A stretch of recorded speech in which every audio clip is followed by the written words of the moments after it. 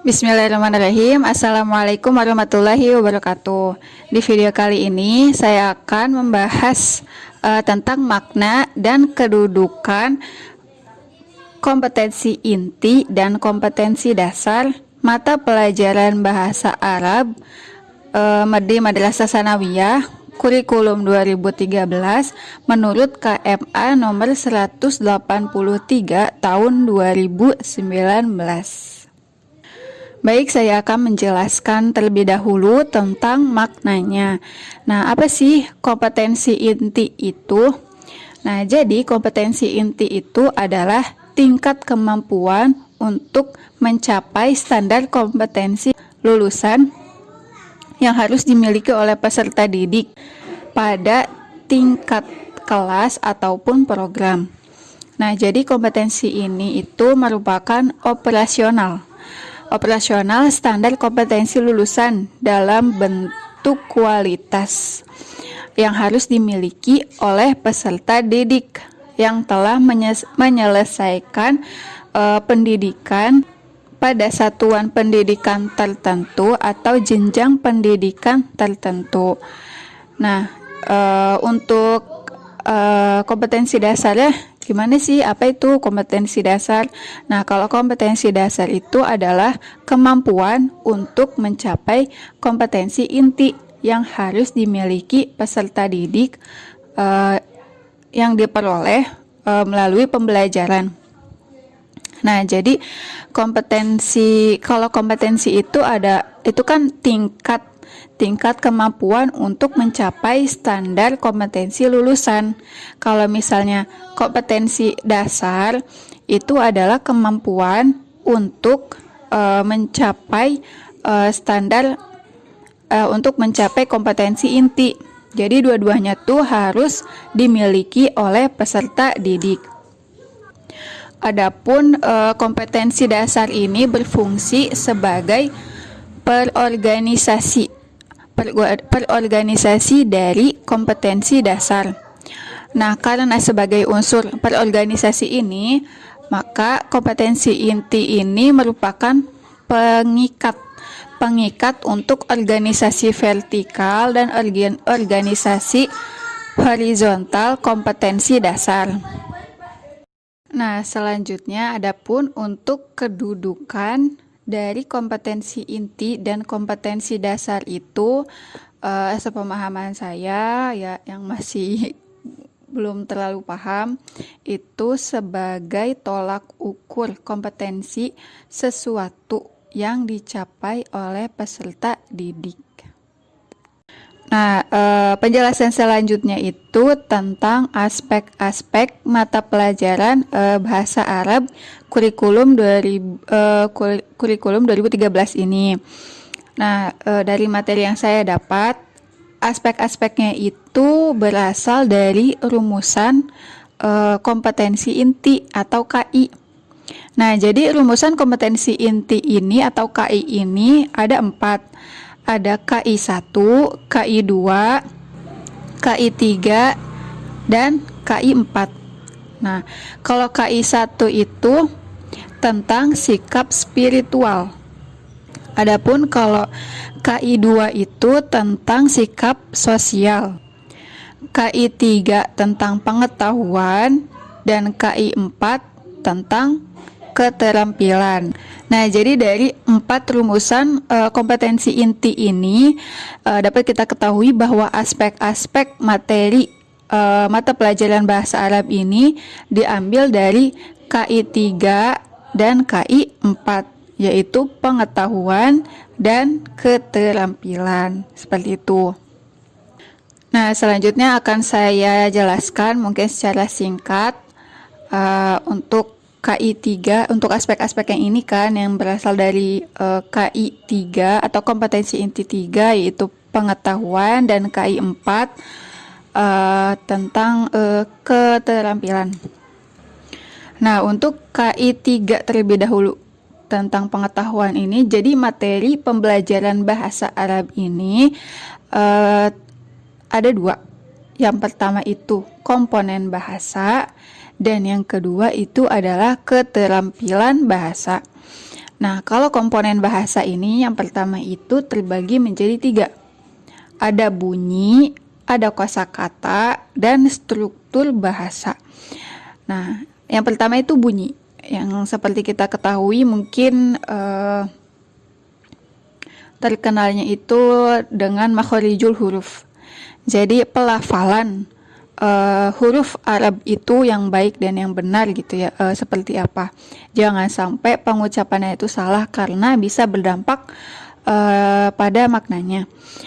Ataupun selain makhorijul huruf itu, materi yang lebih luas itu tentang ilmu aswat, tentang ilmu-ilmu suara gitu ya, ataupun mungkin fonologi. Yang kedua itu tentang kosakata. Nah, karena bahasa Arab ini menurut kita itu bahasa asing, otomatis kita juga harus memperbanyak kosakata. Nah, jadi materi pembelajaran bahasa Arab ini juga mempelajari tentang kosakata bahasa Arab ataupun dikenal dengan mufrodat. Kemudian yang ketiga itu tentang struktur bahasa. Nah, struktur bahasa ini dalam ilmu linguistiknya itu adalah morfologi dan sintaksis, ataupun dalam mata pelajaran bahasa Arab itu dikenal dengan nahwu dan sorof.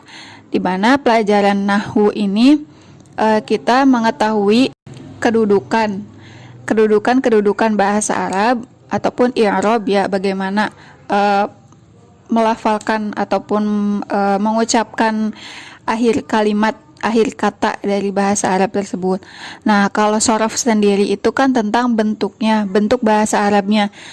Seperti misalnya untuk 1 orang, untuk 2 orang, dan untuk 3 orang itu berbeda gitu. Nah, jadi seperti itu. Selanjutnya itu aspek yang kedua.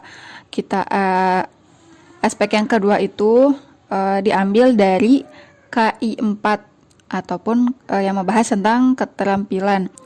Nah, seperti yang telah kita ketahui bahwa 4 keterampilan dalam bahasa Arab itu adalah yang pertama istima atau mendengar ataupun menyimak, kalam berbicara, qiraah membaca, dan kitabah menulis.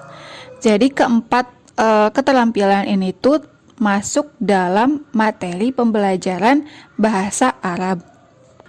Nah, mungkin di sini akan saya jelaskan secara secara singkat aja gitu ya, toh pasti udah pada paham gitu kan, keempat keterampilan itu apa aja, terus ya fungsinya untuk apa aja gitu kan.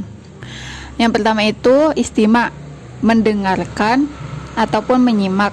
Nah, di sini itu peserta didik itu dilatih untuk menyimak ataupun mendengarkan, biasanya itu menggunakan hiwar ataupun percakapan menggunakan bahasa Arab. Jadi di situ tuh mereka belajar, oh ini percakapan menggunakan bahasa Arab itu seperti ini. Notasinya seperti ini. Terus cara pelafalannya seperti ini, ataupun makhorijul hurufnya juga seperti ini, seperti itu ya singkatnya. Kemudian yang kedua itu kalam ataupun berbicara. Nah, untuk keterampilan ini itu biasanya para siswa dilatih untuk berkomunikasi ya, misalnya sesama temannya, sesama teman sebangkunya misalnya. Mungkin paling mudahnya itu tentang perkenalan diri ya, biasanya tentang perkenalan diri terlebih dahulu, ataupun dialog sehari-hari, dialog dengan keluarga ataupun dengan gurunya, seperti itu.